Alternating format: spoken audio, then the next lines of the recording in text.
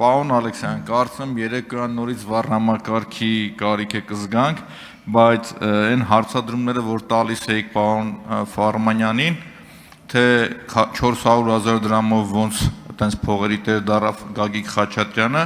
օրինակ ես կպատասխանեի Գևորգ Սաղոյանի նման, բայց մի հարցս էլի, պարոն Ֆարմանյան, տեսեք ձեր տեխնոլոգիան ժամանակ, այտենց ձեր կենսագրության, միջև երևի ձեր պապու պապերին, ով ինչ մեղք ուներ գործած անդրադարձան։ Ինձ հետաքրքիր է, մի հատ ուրիշ արժանավոր տեխնացուի եք ներկայացրել,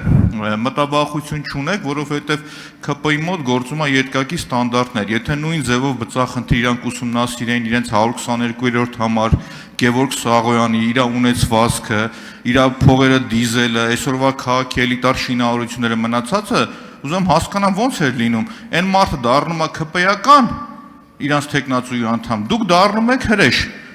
ու ձեզ չեն ընտրում։ Հիմի մտավախություն չունեք, որ նույն տրամաբանությամբ մյուս արժանի տեխնացուին Տիկին Մանուկյանին, որին որ դուք ներկայացրել եք, այտենց կքանդեն ինչ-որ մա չգիտեմ ինչ կգտնեն, վերջում կասեն Տիկին Մանուկյանին էլ չենք ընտրում օրինակ։ Հասկանում եք, ես ավարտեմ, էլի թողեք մի րոպեն սպառեմ, ես ամբողջությամբ իմ համար շատ կարևոր է, որպեսզի երկակի ստանդարտներ չգործեն։ Այսինքն, եթե կա հավասարություն այն կրիտերիաները, որոնք որ սահմանված են ձեր նկատմամբ, մարդ առաջինը իր նկատմամբ պիտի կիրառի, հետո նոր դիմացինից պահանջի։ Ներկայացվել էր արժանավոր տեխնացու, որին նորից եմ կրկնում, նույն համակարգում աշխատող իրենց գործընկեր ասեմ, իրենց ընկերն ասեմ, չգիտեմ, կուսակցականա թե չէ, այնուամենայնիվ, իր այդ խնդիր չունեն, ձեր հետ ունեն, մի նույն վտանգը չեք զգում, որ Տիկին Մանուկյանի հետ էլ կարող է լինել։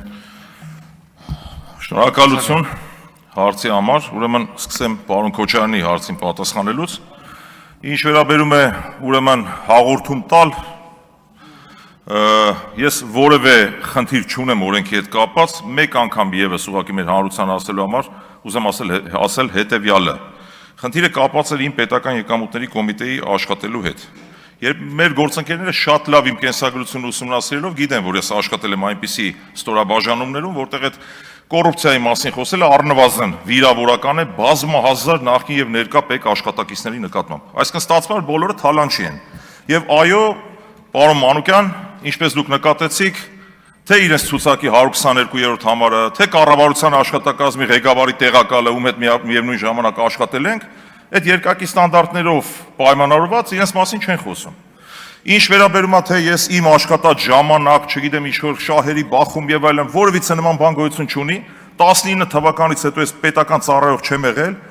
որևէ արգելված գործունեությամբ չեմ զբաղվել։ Հիմա թե իմ կազմակերպության, այն կազմակերպությանը, որը որ ինձ է պատկանում կամ ինձ չի պատկանում, որտեղ եմ աշխատել, չեմ աշխատել, դա իմ իրավունքն է։ Անունը ինչ կդնեմ, պարոն Վարդևանյանը մեքենայով եկավ, կատակով ասեցի, պարոն Վարդևանյան, մեքենայի տառերը A-V-ը, կարող է Արամ Վարդևանյանը, ծիծաղեցինք։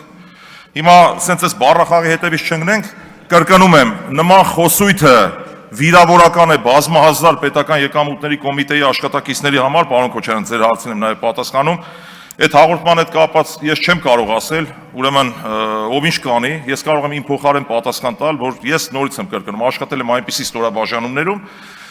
իրենք շատ լավ իմ կենսագրությանը ծանոթ լինելով, ես որևէ բան չեմ թաքցրել, ինչ կազմակերպության անուն տվել են դրանք նշված է բոլոր իմ կենսագրությունում, ազգային ժողովի կայքում էլ կա, եւ ընդհանրապես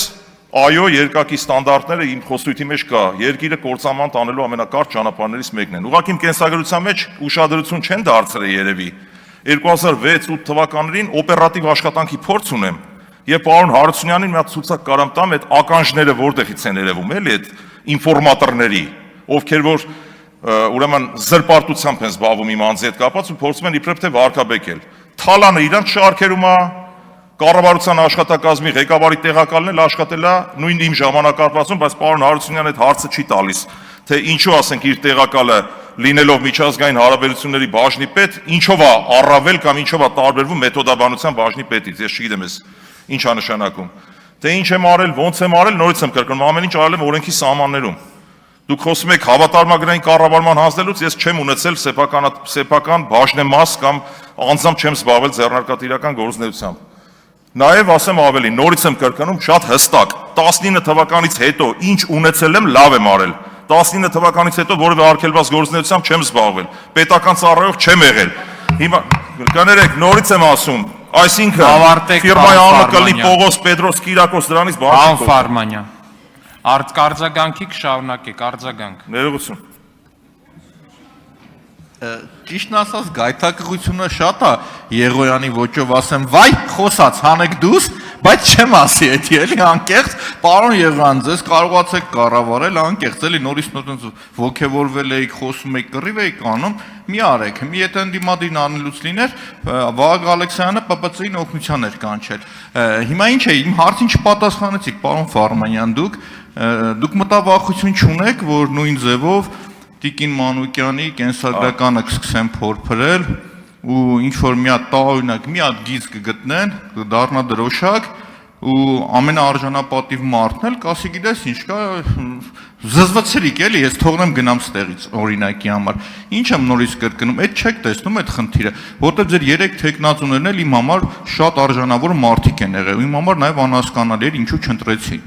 Շնորհակալություն Շնորհակալություն, պարոն Մանուկյան, անկեղծ ասած որևէ բանի վրա չեմ զարմանում։ Հետևաբար կարծում եմ սրանով ձեր հարցին պատասխանեցի ես։ Չեմ զարմանա որևէ բանի վրա, չնայած որ Լիաննա Մանուկյանը, Տիկին Մանուկյանը ունի ամբից կենսագրություն, մենք էլ չունենք արատավորված կենսագրություն,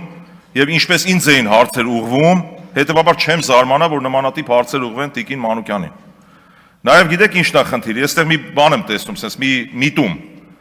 Ուրեմն կա մի կարծրատիպ, տեսեք Գագիկ Խաչատրյան, Ալան Թալան, չգիտեմ ինչ, այս խոսույթների շրջանակներում բոլորին թվում է թե մենք թալանչիներ ենք։